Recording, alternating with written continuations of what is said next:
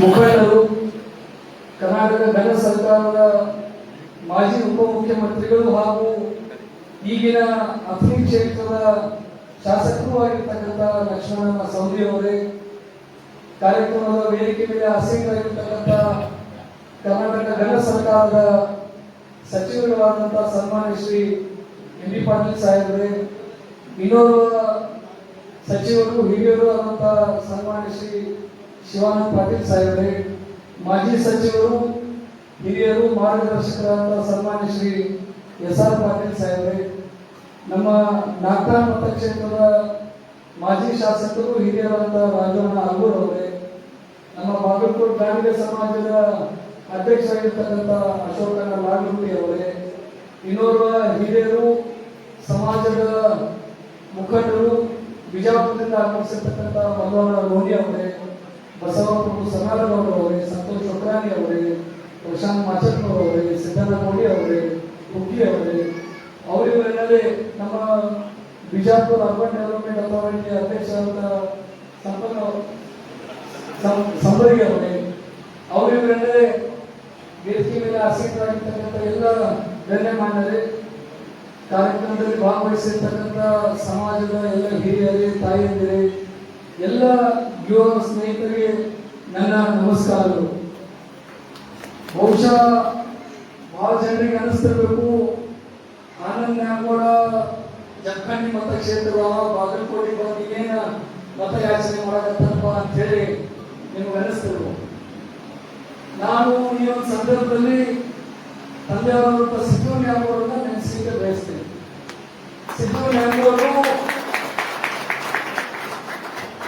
ಲೋಕಸಭಾ ಚುನಾವಣೆಯಲ್ಲಿ ಸ್ಪರ್ಧೆ ಮಾಡಿದಾಗ ಅವತ್ತಿನ ಕಾಲದಲ್ಲಿ ರಾಮಕೃಷ್ಣ ಹೆಗಡೆ ಅಂದ್ರೆ ಒಬ್ಬ ಪ್ರಭಾವಿ ರಾಜಕಾರಣಿ, ರಾಜ್ಯದ ಮುಖ್ಯಮಂತ್ರಿ ಆಗಿದ್ರು, ಇನ್ನೇನು ದೇಶದ ಪ್ರಧಾನಮಂತ್ರಿ ಆಗ್ತಪ್ಪ ಅನ್ನುವಂತ ಒಂದು ಹಂತದಲ್ಲಿ ಇರ್ತಕ್ಕಂಥ ನಾಯಕ ರಾಮಕೃಷ್ಣ ಹೆಗಡೆ ಅವರ ಜೊತೆ ಸಿದ್ದು ನ್ಯಾಮಗೌಡ ಚುನಾವಣೆಯನ್ನು ಸ್ಪರ್ಧೆ ಮಾಡಿದ್ರು.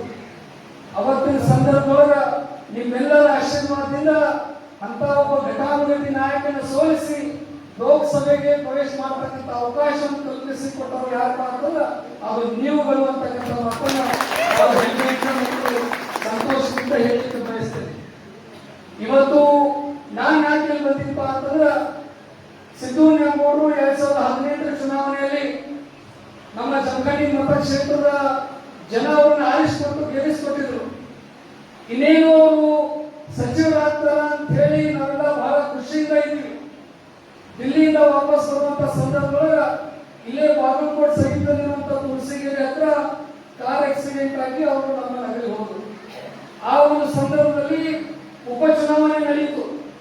ಆ ಉಪಚುನಾವಣೆ ನಡೆದಾಗ ನಿಮಗೆ ನಾನು ಯಾಕೆ ಮಾತನ್ನು ಹೇಳಕತ್ತಿಪ್ಪ ಅಂತಂದ್ರೆ, ಆ ಉಪಚುನಾವಣೆ ನಡೆದಾಗ ನಾನು ಕಾಂಗ್ರೆಸ್ ಪಕ್ಷದ ಅಭ್ಯರ್ಥಿಯಾಗಿ ಚುನಾವಣೆಯಲ್ಲಿ ಸ್ಪರ್ಧೆ ಮಾಡಿದ್ದೆ.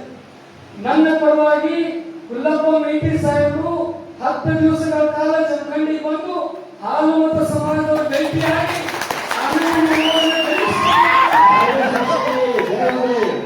ಆನಂದ ನ್ಯಾಮಗೌಡ ಗೆಲ್ಲಿಸಿಕೊಡ್ಬೇಕು ಅಂತ ಹೇಳಿ ನನ್ನ ಪರವಾಗಿ ಕೆಲಸ ಮಾಡಿರ್ತಕ್ಕಂಥ ಹುಲ್ಲಪ್ಪ ಮೇಟಿ ಅವ್ರನ್ನ ನಾನು ಯಾವತ್ತೂ ಕೂಡ ಮರೀಲಿಕ್ಕೆ ಸಾಧ್ಯ ಇಲ್ಲ ಅಂತಕ್ಕಂಥ ಮಾತನ್ನು ಹೇಳ್ಬೇಕಾಗ್ತದೆ. ಅವರು ಕೂಡ ನನ್ನ ಗೆಲುವಿಗೆ ಒಬ್ಬರು ಕಾರ್ಯಕರ್ತರು. ಅವರು ಋಣ ಮೇಲೆ ಬಹಳ ಐತಿ, ಸಮಾಜದ ಮೇಲೆ ಐತಂದ್ರೂ ಕೂಡ ತಪ್ಪಾಗಲಿಕ್ಕಿಲ್ಲ. ಇದೊಂದು ಅವಕಾಶ. ಹುಲ್ಲಪ್ಪ ಮೇಟಿ ಅವರು ನಮ್ಮ ನಗಲಿ ಹೋಗಿದ್ದಾರೆ. ನಾನು ಹೆಂಗೆ ನಮ್ಮ ತಂದೆಯವ್ರನ್ನ ಕಳ್ಕೊಂಡು ಉಪಚುನಾವಣೆ ಮಾಡಿದ್ವಿ, ಇವತ್ತು ಉಮೇಶ್ ಮೇಟಿ ಅವರು ಕೂಡ ಅವ್ರ ತಂದೆಯವ್ರನ್ನ ಕಳ್ಕೊಂಡು ಇವತ್ತು ಉಪಚುನಾವಣೆ ಮಾಡ್ತಾ ಇದ್ದಾರೆ. ಯಾವ ರೀತಿ ಹುಲ್ಲಪ್ಪ ಮೇಟಿ ಅವರು ನನ್ನ ಪರವಾಗಿ ಚುನಾವಣೆ ಪ್ರಚಾರ ಮಾಡಿ ನನ್ನ ಗೆಲುವಿಗೆ ಒಬ್ಬರು ಕಾರ್ಯಕರ್ತರಾಗಿದ್ದು, ಹಂಗ ನಾವು ಉಮೇಶ್ ಮೇಟಿ ಅವರ ಗೆಲುವಿಗೆ ಗಾಂಧಿಗ ಸಮಾಜ ಕಾರ್ಯಕರ್ತರು ಆಗಬೇಕು.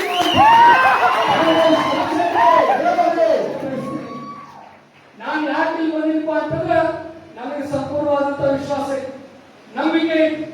ಸಮಾಜದ ಮುಖಂಡರು ಲಕ್ಷ್ಮಣನ ಸೌದಿಯವರು ಬಂದಾರ, ನಾವು ಬಂದಿವಿ.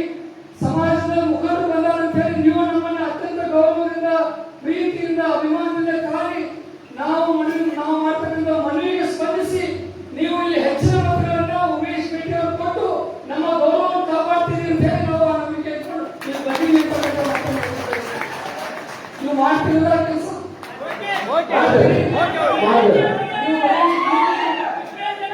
ಉಮೇಶನ ಮೇಟಿ ಅವರಿಗೆ, ಕಾಂಗ್ರೆಸ್ ಪಕ್ಷದ ಅಭ್ಯರ್ಥಿ ಉಮೇಶನ ಮೇಟಿ ಅವರಿಗೆ, ಉಮೇಶನ ಮೇಟಿ ಅವರಿಗೆ, ನಮ್ಮ ಪಕ್ಷದ ಅಭ್ಯರ್ಥಿ ಉಮೇಶ್ ಮೇಟಿ ಅವರು ಕೂಡ ಇಲ್ಲಿ ಆಗಮಿಸಿದ್ದಾರೆ. ಬಂಧುಗಳೇ, ನಾನು ಈ ಸಂದರ್ಭದಲ್ಲಿ ನನ್ನ ಅನುಭವವನ್ನು ಹಂಚಿಕೊಳ್ಳಿಕ್ಕೆ ಬಯಸ್ತೇನೆ. ಇವತ್ತು ಉಮೇಶ್ ಮೇಟಿ ಅವರು ನೋಡ್ರಿ ನೀವು, ಅವರಲ್ಲಿ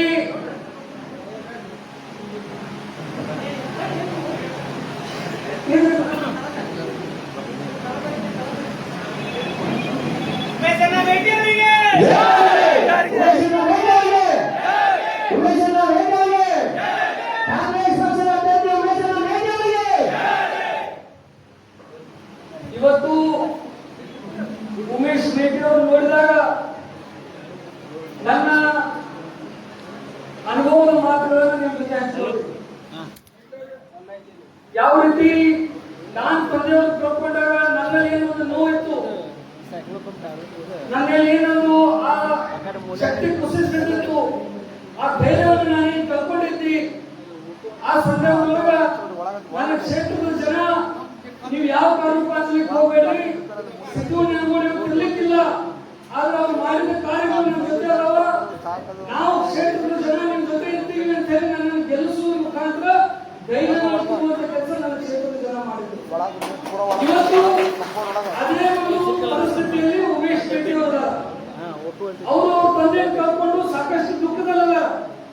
ಇವತ್ತು ನಾವು ಕೂಡ ಮಾಡಬೇಕಾಗಿರ್ತಕ್ಕಂಥ ಕೆಲಸ ಇತ್ತ ಅಂತಂದ್ರೆ ಅವರ ದುಃಖವನ್ನು ಕಡಿಮೆ ಮಾಡಬೇಕಾಗಿದ್ರೆ ಈ ಚುನಾವಣೆಯಲ್ಲಿ ಗುಲ್ಲಪ್ಪ ಮೇಟಿ ಸಾಹೇಬ್ ನಮ್ಮ ಜೊತೆ ಇರ್ಲಿಕ್ಕಿಲ್ಲ, ಆದ್ರೆ ಅವ್ರ ಜೊತೆ ಇರುವಂತ ಸಂಬಂಧಗಳು ನಮ್ಮ ಜೊತೆ ಅದಾವ. ಯಾವ ಕಾರಣಕ್ಕೂ ನೀವು ಹೆದರಬೇಡ್ರಿ, ನಿಮ್ಮನ್ನು ನಾವು ಆರಿಸ್ತೀವಿ ಅಂತ ಹೇಳಿ ಉಮೇಶ್ ಮೇಟಿ ಅವರಿಗೆ ನಾಳೆ 9ನೇ ತಾರೀಕಿನ ದಿವಸ ಹೆಚ್ಚಿನ ಮತಗಳನ್ನು ಕೊಟ್ಟು ಅವ್ರನ್ನ ಆರಿಸಿದಾಗ ಅವ್ರಿಗೂ ಕೂಡ ಧೈರ್ಯವನ್ನು ತುಂಬುವಂತ ಕೆಲಸ ನೀವೆಲ್ಲರೂ ಕೂಡ ಮಾಡಬೇಕು ಅಂತ ಹೇಳಿ ನಾನು ಈ ಸಂದರ್ಭದಲ್ಲಿ ಕೈ ಮುಗಿದ್ದೇನೆ. ನನಗ ನಾನೀಗ ಹೆಚ್ಚಿನ ಮಾತಾಡುವುದಿಲ್ಲ, ಯಾಕಂದ್ರೆ ಬಹಳ ಜನ ಹಿರಿಯ ನಾಯಕರಲ್ಲಿ ಕೂಡ ಮಾತನಾಡೋದ ವಿಷಯ ಬಹಳ ಇದ್ರು ಕೂಡ ನಾನೀಗ ಹೆಚ್ಚಿನ ಮಾತಾಡ್ಲಿಕ್ಕೆ ಹೋಗೋದಿಲ್ಲ. ವಿಶೇಷವಾಗಿ ನೀವೆಲ್ಲ ತಾಯಿದ್ರು ನಾನು ಕೈ ಮುಗಿ ಕೇಳ್ಕೊತೀನಿ, ನಿಮಗೆಲ್ಲ ಇದು ಅರ್ಥ ಆಗ್ತೈತಿ. ಒಬ್ಬ ತಂದೆ ಕಳ್ಕೊಂಡಿರ್ತಕ್ಕಂಥ ಮಗನ ನೋವು ಏನಪ್ಪಾ ಅನ್ನೋದು ನಿಮಗ ಹೆಚ್ಚು ಅರ್ಥ ಆಗ್ತೈತಿ. ಅದನ್ನ ನಾನು ನಿಮ್ಮಲ್ಲಿ ಕೈ ಮುಗಿ ಕೇಳ್ಕೊತೀನಿ. ನಿಮ್ಮ ಆಶೀರ್ವಾದ ಉಮೇಶ್ ಮೇಟಿ ಅವರ ಮೇಲೆ ಇರಬೇಕು ಈ ಚುನಾವಣೆಯಲ್ಲಿ. ಈಗ ರಾಜ್ಯದಲ್ಲಿ ಸರ್ಕಾರ ಇರೋದು ನಮ್ಮ ಸರ್ಕಾರ, ಕಾಂಗ್ರೆಸ್ ನೇತೃತ್ವದ ಸರ್ಕಾರ. ಇನ್ನೂ 2 ವರ್ಷ ಈ ಸರ್ಕಾರ ರಾಜ್ಯದಲ್ಲಿ ಆಡಳಿತ ಮಾಡ್ತೈತಿ. ಇವತ್ತು ನೀವು ಉಮೇಶ್ ಮೇಟಿ ಅವರನ್ನು ಗೆಲ್ಲಿಸಿಕೊಟ್ರ 2 ವರ್ಷ ನೀವು ಕೆಲಸ ಮಾಡಲಿಕ್ಕೆ ಒಂದು ಅವಕಾಶ ಇರ್ತೈತಿ. ಬೇರೆ ಯಾರಾದ್ರೂ ಚುನಾಯಿತರಾಗಿ ಬಂದ್ರೆ ನಾವು ಕೆಲಸ ಮಾಡ್ಲಿಕ್ಕೆ ಸಾಧ್ಯ ಇಲ್ಲ. ಬಹಳ ವಿರೋಧ ಪಕ್ಷದ ಶಾಸಕರಿಗೆ ಕೊಡ್ತಾರೆ ಹೊರತಾಗಿ ಒಂದು ನಯಾ ಪೈಸಾ ಕ್ಷೇತ್ರ ತಂದ ಅಭಿವೃದ್ಧಿ ಮಾಡ್ಲಿಕ್ಕೆ ಅವರಿಂದ ಸಾಧ್ಯ ಆಗುತ್ತಿಲ್ಲ ಅಂತ. ಹೀಗಾಗಿ ನಾವು ಸರ್ಕಾರ ಮಾಡುವಂತ ಅನೇಕ ಅಭಿವೃದ್ಧಿ ಕೆಲಸಗಳ ಬಗ್ಗೆ ನಮ್ಮ ನಾಯಕರು ಮಾತನಾಡ್ತಾರ, ನಾನೇನು ಹೆಚ್ಚಿನ ಸಮಯ ತಗೋದಿಲ್ಲ. ಆದ್ರೆ ನಿಮ್ಮಲ್ಲಿ ಕೈ ಮುಗಿದು ಕೇಳ್ಕೊತೀನಿ, ಲಕ್ಷ್ಮಣನ ಸೌದಿಯವರು, ಆನಂದ್ ನ್ಯಾಮಗೌಡರು ಇಲ್ಲಿ ಬಂದು ಬರೀ ಖಾಲಿ ಹೋದ್ರಪ್ಪ ಅನ್ನೋಂಗೆ ಆಗಬಾರ್ದು.